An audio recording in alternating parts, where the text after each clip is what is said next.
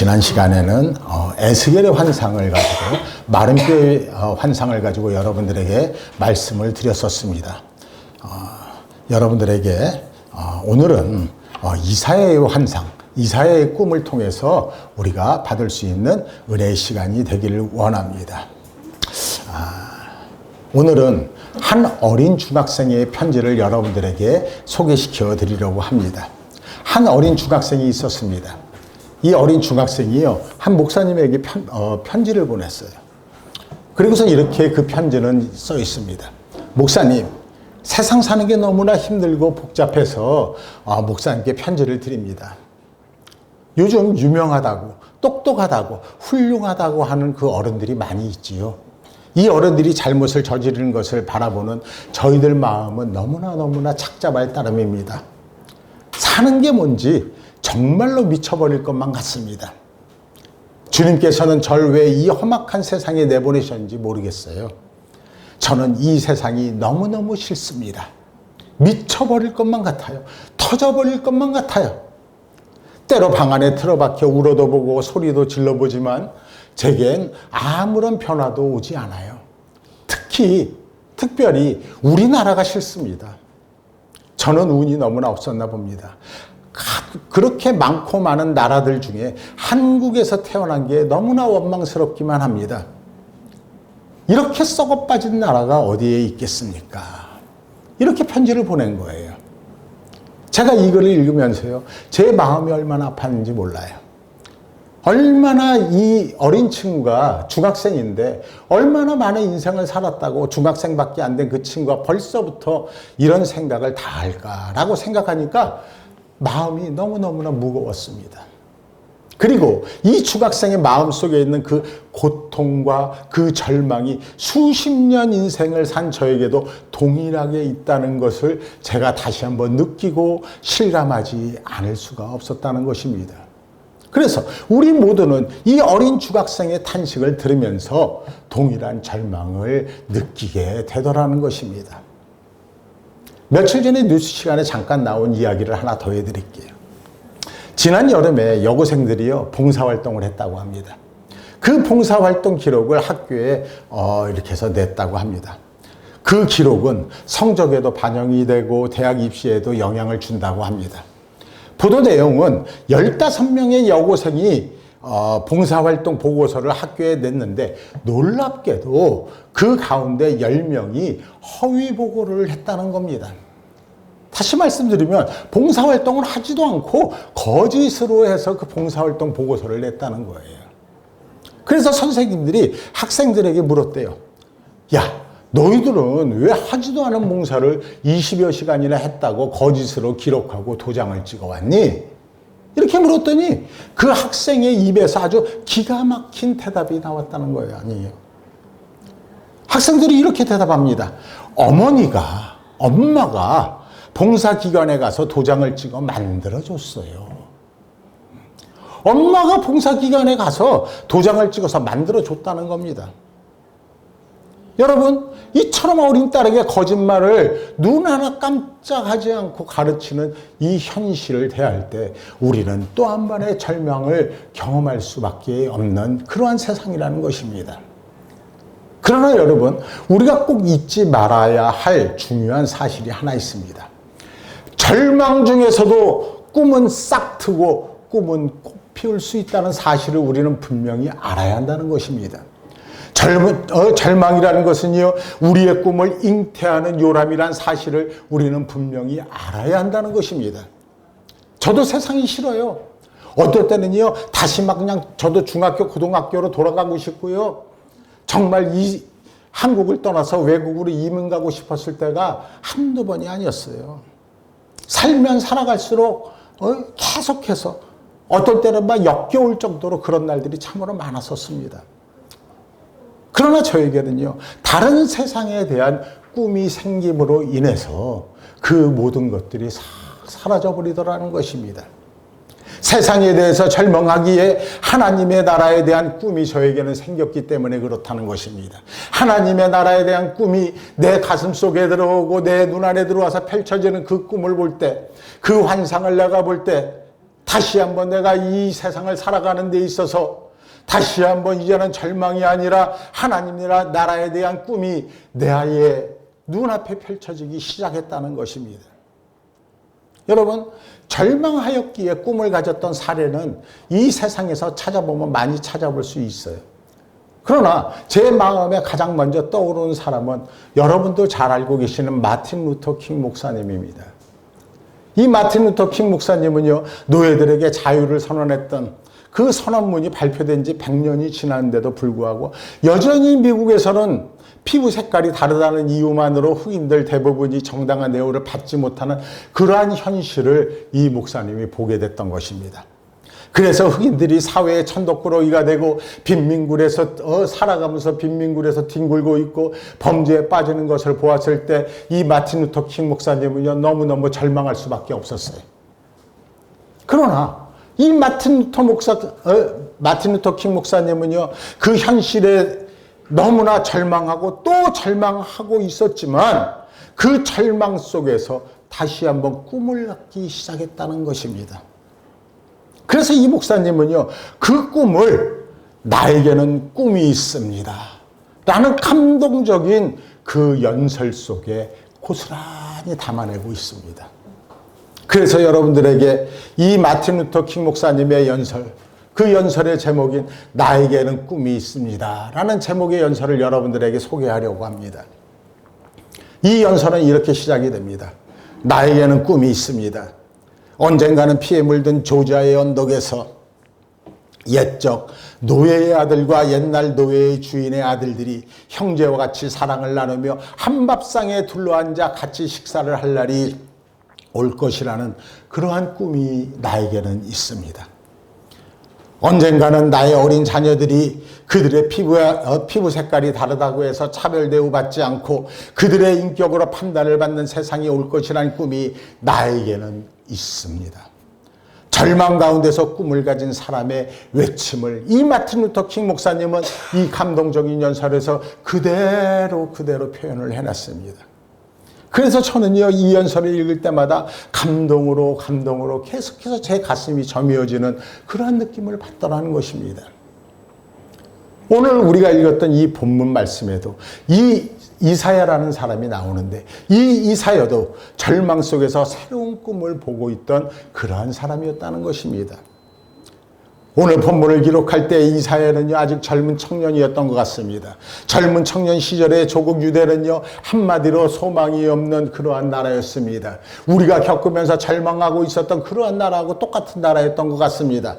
앞을 보나 뒤를 보나 위를 보나 아래를 보나 온통 나라가 썩을 대로 썩어서 소망이 없어진 나라가 바로 유대 나라였기 때문에 그렇습니다.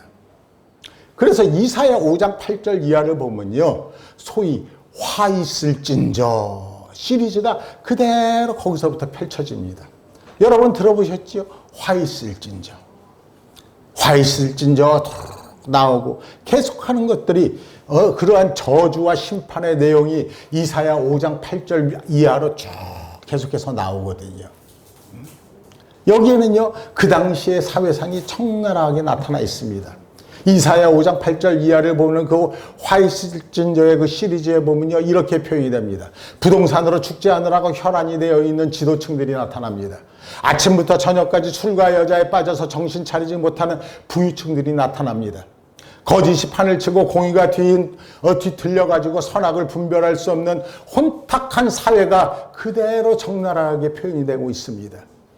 또한 그것으로 인해서 힘없는 사람들은 짓밟히고 착취당하고 고통당하는 절망하는 사회가 고스란히 이사야 5장 8절 이하로 쭉 나타나고 있거든요.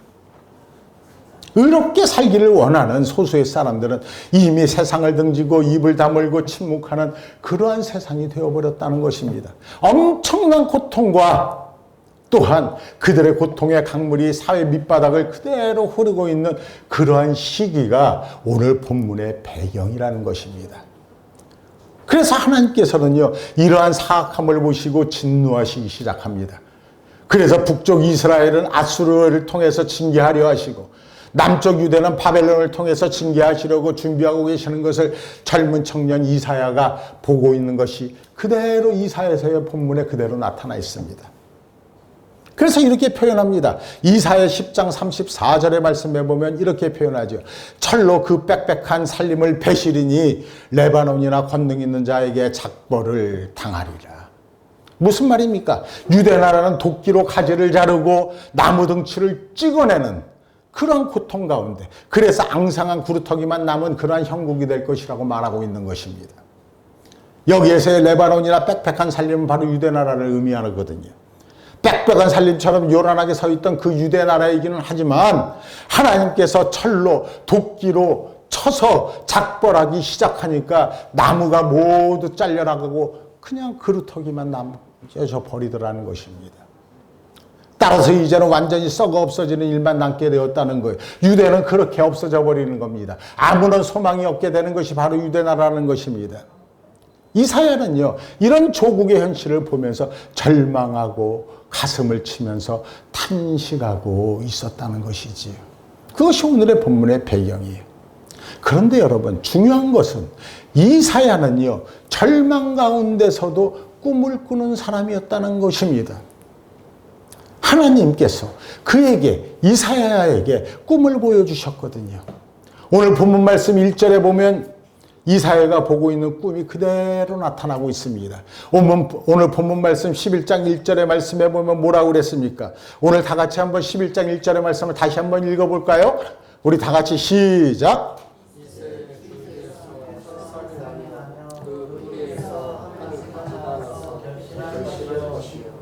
유대 나라를 갖다 하나님께서 징벌하니까 뭐만 남았다고 그랬어요? 그루터기만 남았다고 그랬죠.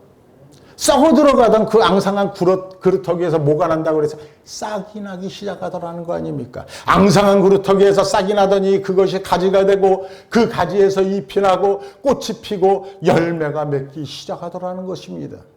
하나님께서는 이사야에게 이 꿈의 비밀을 가르쳐 줍니다.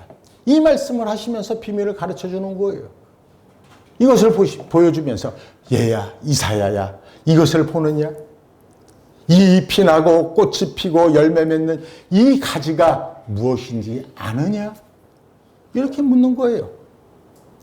다윗의 후손으로 이 세상에 태어날 메시아, 곧 나의 아들 예수 그리스도시니라.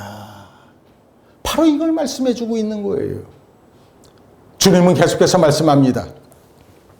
그 나라, 예수 그리스도가 다스리는 그 나라가 임하면 네 눈앞에 펼쳐진 이 혼탁하고 부패한 나라였던 이 유대 나라는 사라진다.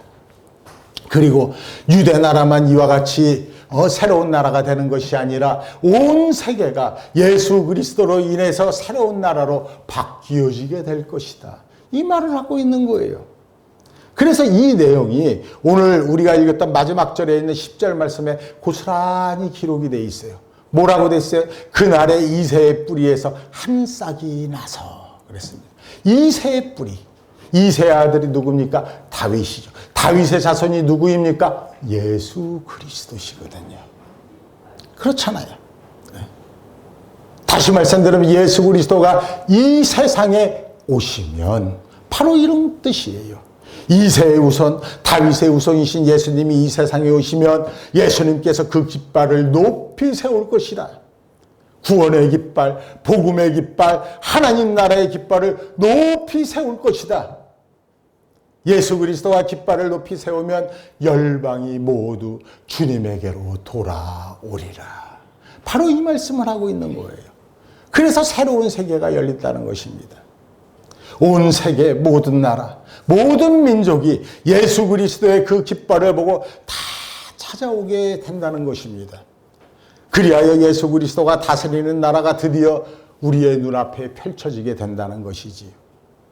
하나님께서 이사야에게 그 환상을, 그 꿈을 오늘 주셨다는 말씀입니다. 여러분, 하나님의 나라를 다스리는 분은 누구입니까? 바로 예수 그리스도인 줄 여러분들이 믿으시길 바랍니다. 하나님께서는요, 이사야에게 이왕이 어떤 통치자인지를 2절과 4절에서 우리에게 가르쳐주고 있습니다. 오늘 본문 말씀 2절과 4절에서 우리에게 가르쳐주고 있는데 그 예수 그리스도는요, 이렇게 말씀하고 있습니다. 예수 그리스도는 완벽한 통치자라고 말하고 있습니다. 예수 그리스도는 여호와의 신에 감동된 분이라고 말씀하고 있습니다. 또한 예수 그리스도는 하나님이시며 지혜와 청명을 가진 분이라고 말씀하고 있습니다. 모략과 재능을 가진 분이라고 말씀하고 있습니다. 예수 그리스도는 온전한 지식을 소유한 분이고 여호와를 경외하는 완벽한 통치자가 예수 그리스도라고 오늘 성경은 분명히 말씀하고 있다는 사실을 우리는 알아야 한다는 겁니다. 그 통치자가 다스린 나라이기 때문에 지도자를 잘못 만나 그동안 고통받고 상처 입고 억울한 일을 당했던 그러한 일들이 예수 그리스도가 다스리는 그러한 주님의 나라에는 더 이상의 그런 불합리한 일은 없을 것이라고 우리에게 말씀해 주고 있는 것이 오늘 본문의 내용인 것입니다. 여러분, 이 말씀을 들을 때 이사야는 얼마나 황홀했겠습니까? 더럽고 추악한 세력들이 모두 물러가고 공의가 펼쳐지는 그러한 나라가 우리에게 온다는 것입니다. 그랬으니 이사야가 볼 때에 얼마나 황홀했겠냐고요. 뿐만 아니에요. 이렇게 완전히 갖춘 그러한 통치자 예수 그리스도가 다스린 나라이기 때문에 그 다스림 자체가 완전할 수밖에 없다고 오늘 본문 말씀 또 5절에서도 우리에게 알려주고 있습니다. 여러분, 예수님은요, 자기 나라를 다스릴 때 공의로 다스린다고 성경은 말하고 있습니다. 그 허리띠를 삼으며 다스린다는 말이에요. 공의로 그 허리띠를 삼으며 또 뭐라고 그랬어요? 성실로 몸에 띠를 삼을 것이라고 말씀해 주고 있는 것입니다. 여러분, 지도자에게 있어서 제일 중요한 것은요, 선과 악을 정확하게 구별해서 선은 선대로 악은 악대로 다스리는 그러한 지혜와 능력이 있어야만이 진정한 지도자라고 할 수 있는 거 아닙니까? 그렇잖아요. 바로 이것이 공의를 펼친다는 것 아닙니까? 그러나 공의만 있어서는 부족하다고 합니다. 뭐가 뒤따라야 된다는 겁니까? 공의에 의해서 성실함이 뒤따라야 한다고 오늘 성경은 또한 얘기하고 있는 것입니다. 우리는 분명히 알아야 되는 거예요. 여러분, 예수 그리스도는요, 공의와 성실을 허리띠처럼 메고 나라를 다스리는 그러한 분인 줄 여러분들이 믿으시길 바랍니다. 예수님은 그런 분이에요. 공의와 성실로 나라를 다스리기 때문에 예수 그리스도의 판단은 언제나 공정하고 치우침이 없다라고 또 오늘 본문 말씀 3절에서 그대로 말씀하고 계시잖아요. 이렇게요. 그 눈에 보이는 대로 심판치 아니하며 귀에 들리는 대로 판단치 아니하며. 그냥 눈에 보이는 대로 있잖아 막 판단한다는 거 아니에요. 귀에 들리는 대로 누가 뭐라 그러면요 그대로 판단한다는 거 아니에요. 악은 악대로 선은 선대로 직접 확인하고 판단하시는 분이 바로 주님이시라고 말씀하고 있는 겁니다. 여러분, 오늘날 우리의 현실을 보면요 어떤 현실입니까? 인맥이 앞서는 게 현실이잖아요. 학연이 앞서는 게 우리의 현실이잖아요. 지연이 앞서는 게 현실이잖아요. 또 뭐가 따라갑니까? 뇌에 따라 판단이 굽어지는 것을 우리는 자주 목격하게 되지요. 그래서 이런 말이 있잖아요. 우리가 너무나 잘 알고 있는 말 중에 이런 말이 있잖아요. 유전무죄, 무전유죄. 이 말이 어떻게 보면 진리처럼 받아들여지는 그 현실이 지금 우리가 살아가고 있는 이 현실이 아닙니까? 우리가 살아가고 있는 이 현실을 보면요 공의를 찾아보기가 힘들어졌어요. 선이 악이 되고 악이 선이 되는 것을 우리는 자주자주 목격하고 있잖아요. 그러나 여러분, 예수님께서 다스리는 나라에는 이와 같은 일이 절대로 일어나지 않는다는 것을 우리는 분명히 알아야 한다는 것입니다. 예수님은 악한 자는 악한 대로 다루시고 선한 자는 선한 대로 대접하신다는 사실을 우리는 분명히 알아야 한다는 것입니다. 억울하게 고통을 당하고 해를 입어서 그 안을 풀지 못해서 하늘을 향해 하나님께 하소연하는 사람들이 생기지 않는 그러한 나라, 그러한 나라를 주님은 만들고 싶어 하신다는 것입니다. 이처럼 주님께서 완벽하게 통치하심으로 주님이 다스리는 그 나라에는요 놀라운 일들이 일어나기 시작합니다. 그 말씀이 6절 이하에 고스란히 서사시처럼 나오고 있습니다. 거기에 보면요 예수님이 다스리는 그 나라가 임하게 되면요 6절 이하의 말씀을 보시면요 이리가 어린 양과 함께 거하고 표범이 어린 염소와 함께 눕고 송아지와 어린 사자가 살찐 짐승이 함께 있어서 어린아이에게 끌리는 동화 같은 놀라운 세계가 펼쳐지는 모습이 오늘 본문 말씀 6절에 그대로 나타나 있잖아요. 이리처럼 간사한 인간, 사자나 표범처럼 사나운 인간, 곰처럼 미련한 인간, 독사처럼 악독한 인간이 발을 붙일 수 없는 그러한 나라가 바로 예수님이 다스리는 하나님의 나라라고 오늘 성경이 우리에게 알려주고 있는 것입니다. 여러분, 아무리 독사같이 독한 사람도요, 변화를 받아서 어린아이처럼 순진한 자가 되는 것이 바로 하나님의 나라인 줄 여러분들이 믿으시길 바랍니다. 그뿐 아니에요. 독사가 어린아이의 손을 깨물어 죽이거나 사자가 어린 양을 덮쳐서 찢어놓는, 다시 말하면 자연이 인간을 공격하는 일이 주님의 나라에서는 더 이상 일어나지 않는다는 것입니다. 하나님의 나라가 여러분 임하잖아요. 그러면요, 자연과 인간과 자연이요, 서로 있잖아요. 이렇게 해를 끼치는 것이 아니라 서로가 서로에게 화목하고 함께 손잡고 푸른 초장에서 하나님을 찬송하고 영광 돌리는 모습들이 하나님의 나라에서는 그대로 나타난다는 거예요. 그래서 놀라운 결과가 일어나잖아요. 그 놀라운 결과는 오늘 본문 말씀 9절에 그대로 나타나 있습니다. 한번 9절 말씀을 보세요. 9절 말씀에 보면 이렇게 말하잖아요. 나의 거룩한 산 모든 곳에서 해됨도 없고 상함도 없을 것이니, 이는 뭐라고 그랬어요? 물이 어떻게 한다고요? 물이 바다를 덮음같이 여호와를 아는 지식이 세상에 충만할 것임이니라. 여러분, 우리 9절의 말씀을 다시 한번 같이 한번 읽어볼까요? 오늘 본문 말씀 9절의 말씀을 다 같이 한번 읽어봅니다. 다 같이 시작.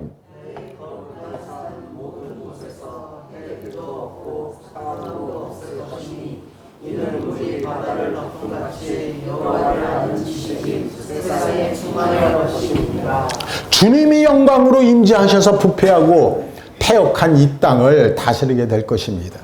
하나님께서 다스리는 이러한 새로운 나라가 임하면요, 그 나라 어느 곳에서도 해를 입는 자가 없다고 말씀하고 있어요. 그리고 해를 주는 자도 없다고 말씀하고 있어요. 상처를 당하는 것도 상처를 받는 자도 없게 되는 그러한 나라가 임할 것이라고 주님은 우리에게 말씀하고 있는 것입니다. 악한 자들이 선하게 바뀝니다. 자연과 인간이 화목하게 됩니다. 바로 이러한 나라가 바로 하나님의 나라라는 거예요. 완전한 통치가 이루어지는 그 나라가 임할 것이라는 것입니다. 이것이 오늘 우리가 읽었던 이 본문을 썼던 젊은 청년 이사야가 가진 꿈이었다는 것입니다. 그런데 여러분, 더 중요한 것은 이사야가 가졌던 이 꿈이 우리의 꿈이 되기도 해야 한다는 것입니다. 현실을 보고 절망하는 하나님의 자녀들이 가져야 되는 꿈이 바로 하나님의 나라인 줄 여러분들이 믿으시길 바랍니다. 바로 그 비전이 하나님의 나라인 줄 여러분들이 믿으셔야 한다는 겁니다. 저는요, 그래서 이 하나님의 나라가 빨리 왔으면 좋겠다는 조바심이 날 때가 너무너무나 많이 있어요.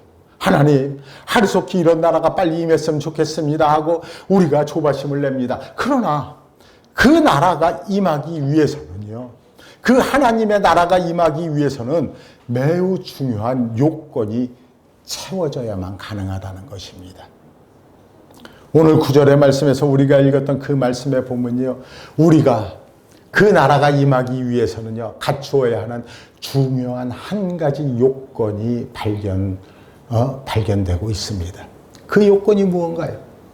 물이 바다를 덮음같이 여호와를 아는 지식이 온 세상에 충만하게 될 때 하나님의 나라가 임한다는 사실입니다.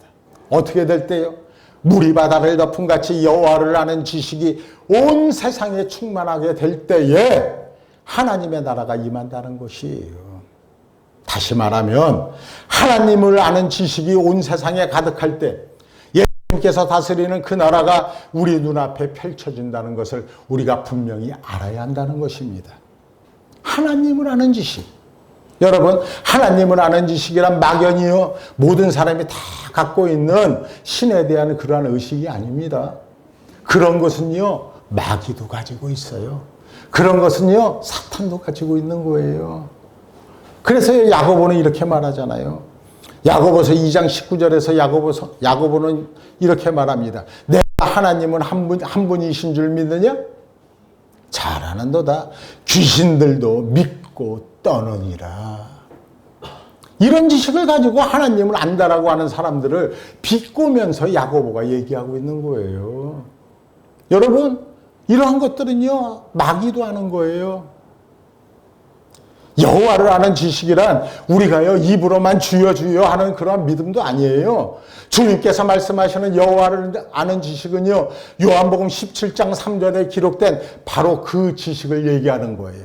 요한복음 17장 3절의 말씀에 보면요, 영생은 이것이니 유일하신 참 하나님과 그의 보내신 자 예수 그리스도를 아는 것이니라.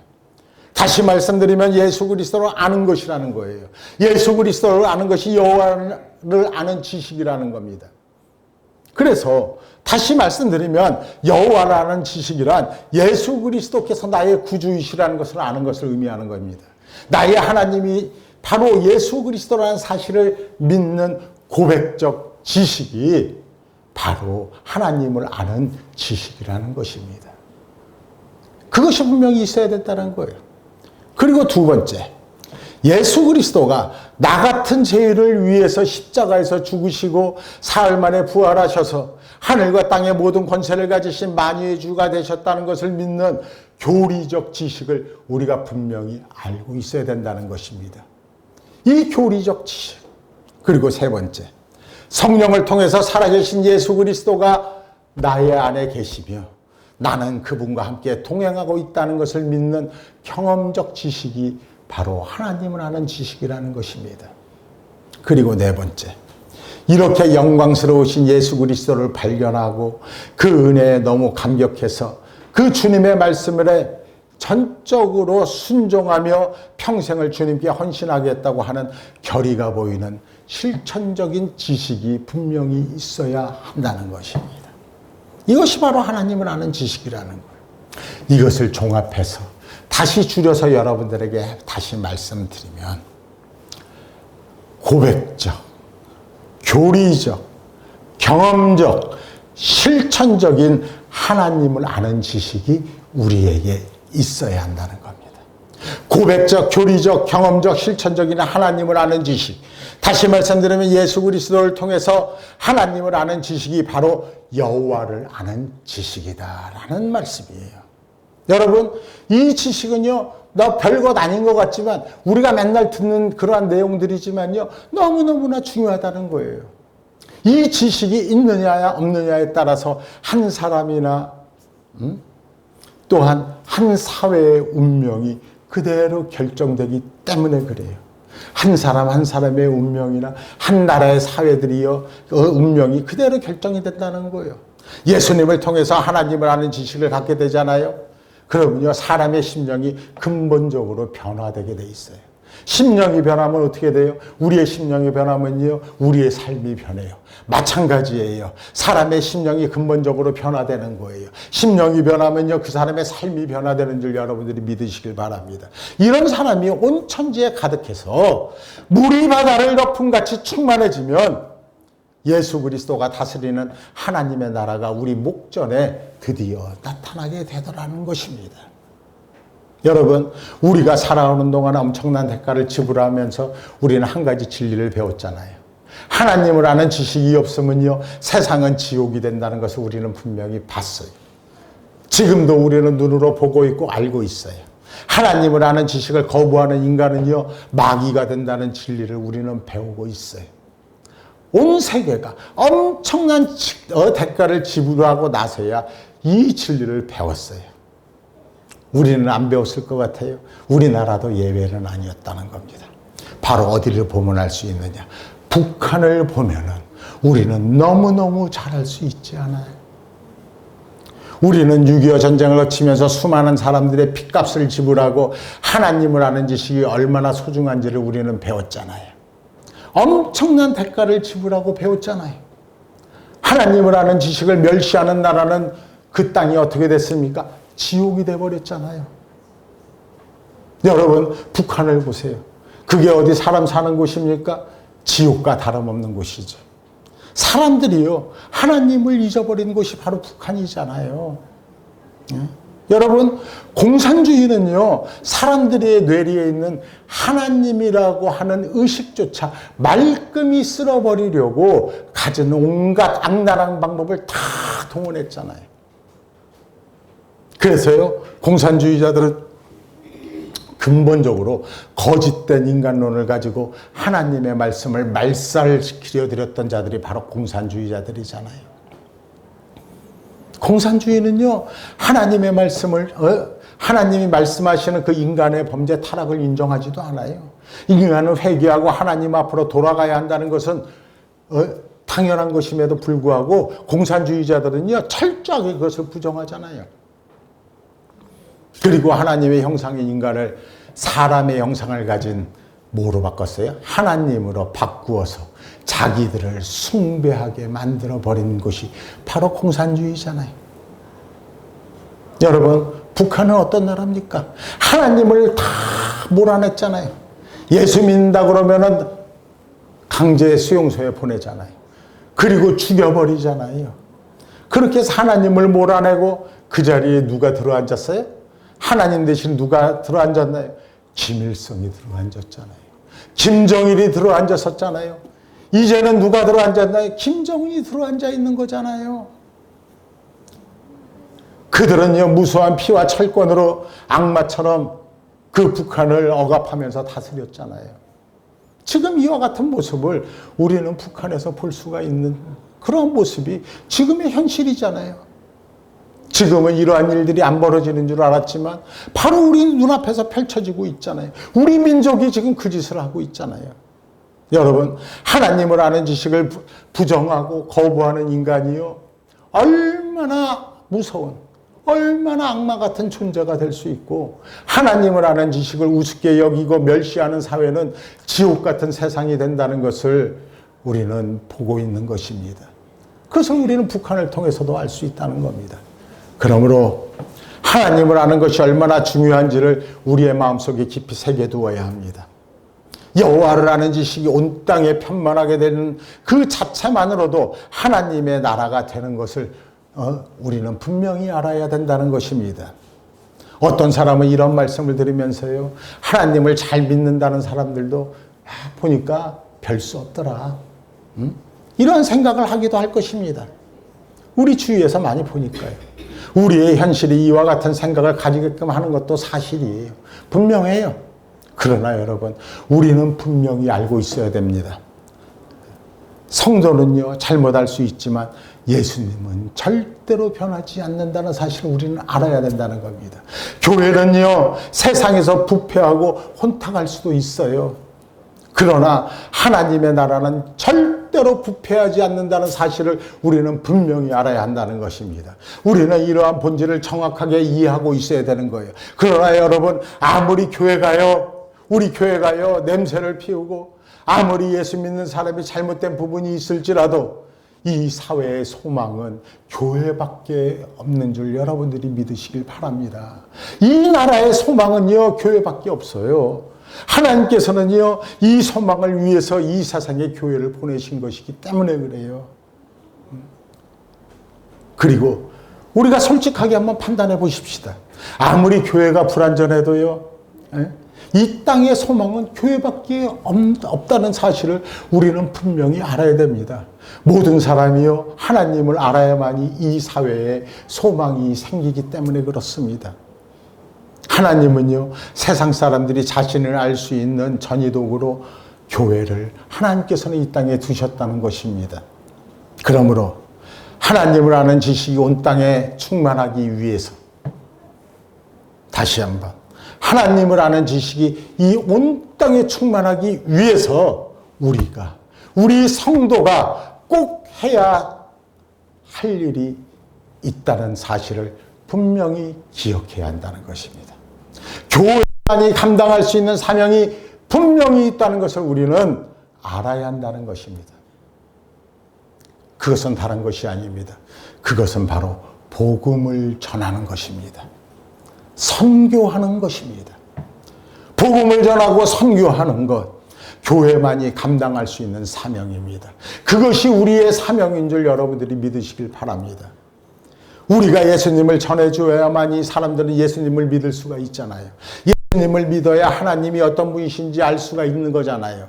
하나님을 아는 길은 다른 데 있지 않아요. 오직 예수 그리스도만을 통해서만이 하나님을 알 수가 있기 때문에 그렇습니다.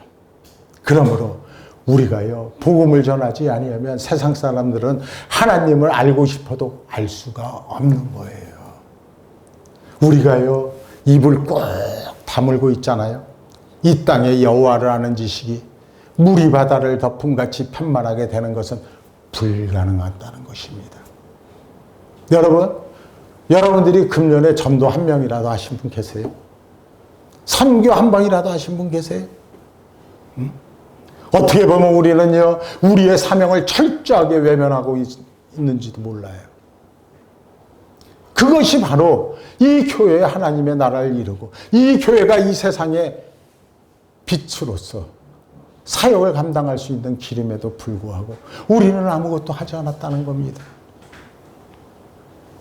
어린 중학생처럼 이 세상, 이 현실에 대해서 우리가 절망하고 있습니까? 이 세상에 대해서 절망하고 있으면서 오히려 하나님의 나라에 대한 그 꿈을 가질 수 있습니다. 우리는 그래요. 우리가 지금 절망하고 있지만 절망하고 있기 때문에 하나님 나라에 대한 꿈을 가질 수가 있다는 겁니다. 그런데요, 여러분, 그 꿈이 한남봉상이 아니라 현실로 완성되기를 우리가 원한다면 하나님 나라를, 그 꿈을 우리가 꼭 이루기를 원한다면, 현실로 완성되기를 원한다면 전도해야 되는 거예요. 선교해야 되는 거예요. 복음을 전해야 되는 거예요. 안 믿는 형제와 친구들과 가족들에게 예수 그리스도를 믿으라고 우리는 강권할 수 있어야 된다는 겁니다. 그런 말을 할 수 없으면서 나 혼자 예수 믿겠다고 여기 나가서 찬송하고 할렐루야 아멘하고 있다고 해서 하나님 나라가 바로 이루어지지 않는다고 땅을 치면서 우리가 한탄하고 있는다고 하나님 나라가 이루어지는 것 같아요? 아니에요. 우리 사회가 예수님이나 기독교에 대해 잘 알고 있는 것처럼 그렇게 보일지 몰라도요, 실상 그렇지 않다는 거예요.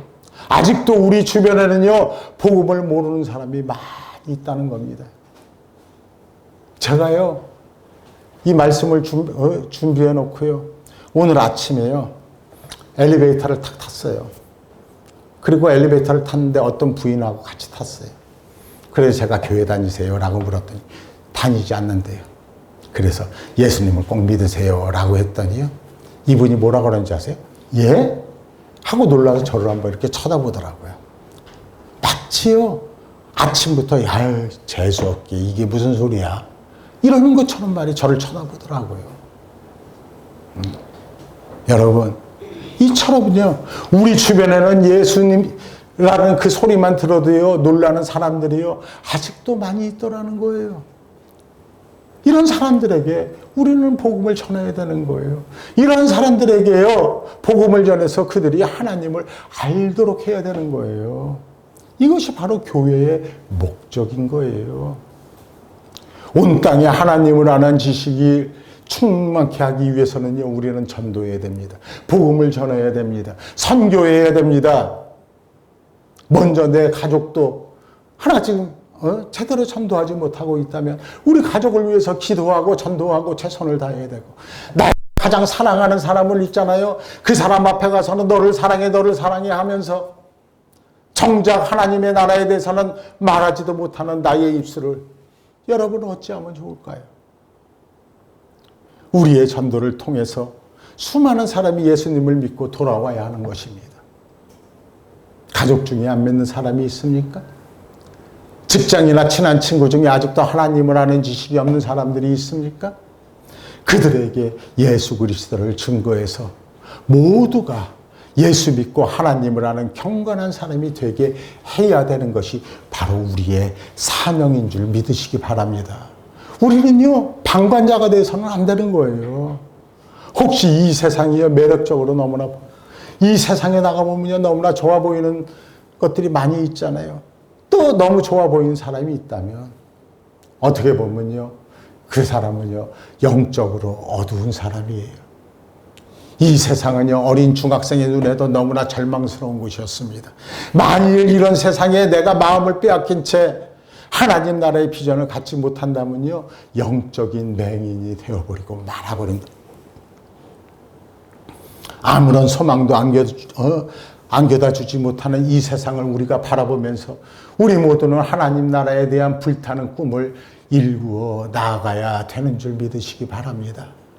우리는요, 젊은 청년 이사야가 바라보았던 그 영광스러운 하나님 나라의 그 임재의 꿈을 우리 또한 그것을 소유해야 되는 거예요. 이사야만 갖고 있는 게 아니에요. 나도 갖고 있어야 돼. 여러분도 갖고 있어야 되는 거예요. 그래서요, 그 영광스러운 하나님의 나라가 임재하게 되면 어떤 일이 벌어집니까? 오늘 본문 말씀 9절의 말씀에 나타나죠. 다시 한번 우리 9절의 말씀을 한번 다 같이 읽어볼까요? 오늘 본문 말씀 9절의 말씀을 다 같이 한번 읽어봅니다. 다 같이 시작!